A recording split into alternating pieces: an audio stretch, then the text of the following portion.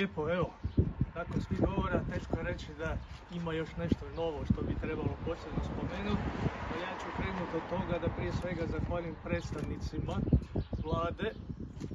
koji su nam pomogli prije svega kod darovanja zemljišta, ali i kroz nacionalni plan oporavka i otpornosti da bi dobili gotovo, evo rečeno mi je 400.000 eura, što su značajna sredstva. Mi smo se trudili isto tako osigurati jedan dio, on je skroman u ovim omjerima ukupne izgradnje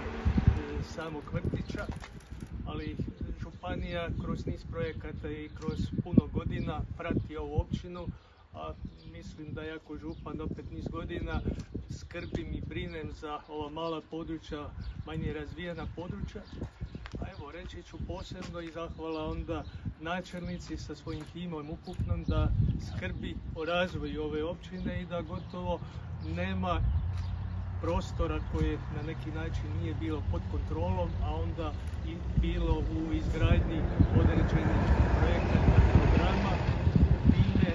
možemo reći da status malih općina po meni je itekako bitan, za razliku od onih koji ponekad ili više puta spominju kako je broj tih općina previše i kako bi ih velikim dijelom trebalo ukinuti. Kad bi to tako bilo, onda razvoj ovakvih krajeva sigurno ne bi bilo, a čuli ste da kroz sve ove investicije, posebno sad izgradnjom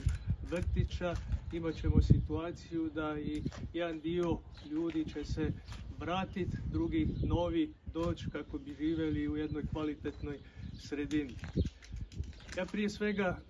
želim za sve to zahvaliti načelnici općine, jer da nije bilo nekoga ko to sve skupa vodi, koji okuplja vijećnike, koji okuplja i određene druge institucije, da se ovakvi radovi mogu dogoditi, a gotovo bih rekao da nema godine kad se na prostoru općine Rakovec ne dogodi neki novi projekt i ne dogodi neka nova investicija koja onda poboljšava kvalitetu života na tom prostoru.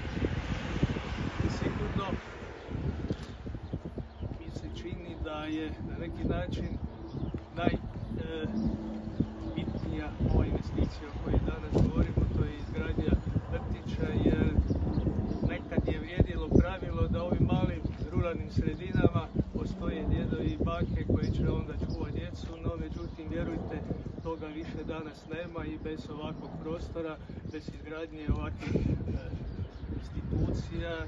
teško da bi se moglo normalno funkcionirati. Želim reći da s ovim ćemo zaokružiti sve ono što se događa, i dobre ceste, i dobri domovi kojima evo, se ljudi okupljaju, pa i niz drugih stvari, sad vrtić, ali i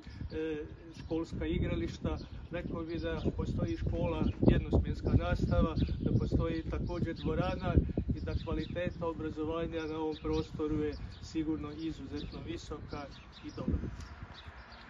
Ja još jednom ću zahvaliti svima onima koji su uključeni u realizaciju ovog projekta, svima onima koji su pomogli da uopće se krene u realizaciju ovog značajnog projekta. Evo, ja ću obećati kao župan da ćemo se i dalje truditi kroz druge pomoći da se ova općina razvija i dalje. Još jednom ću zahvaliti načelnici,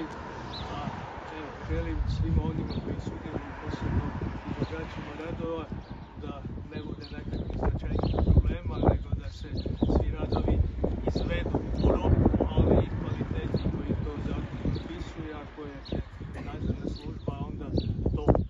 nadzirati i nadam se dovesti do kraja da to